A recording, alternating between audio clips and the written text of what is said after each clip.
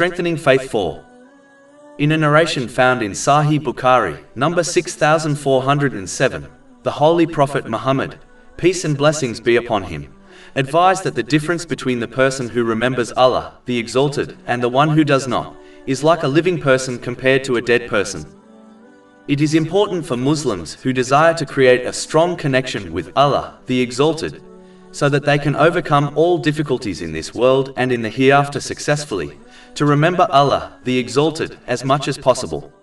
Put simply, the more they remember Him, the more they will achieve this vital goal. This is achieved by practically acting on the three levels of the remembrance of Allah, the Exalted. The first level is to remember Allah, the Exalted, internally and silently. This includes correcting one's intention so that they only act in order to please Allah, the Exalted. The second is by remembering Allah, the Exalted, through one's tongue.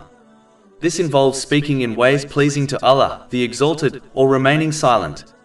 As this has been commanded in a narration found in Sahih Muslim, number 176, remaining silent in cases when someone has nothing good to say, is a good deed and is therefore part of remembering Allah, the Exalted.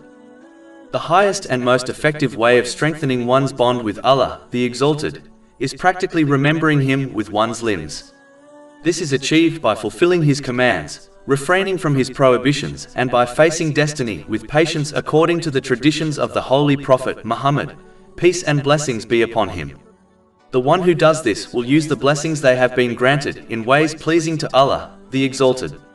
But this requires one to gain and act on Islamic knowledge, which in turn is the root of all good and success in both worlds. Those who remain on the first two levels will receive reward depending on their intention, but they are unlikely to increase the strength of their faith and piety, unless they move to the third and highest level of the remembrance of Allah, the Exalted.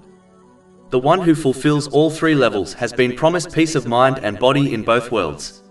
Chapter 13 Ar-Ra'd, verse 28.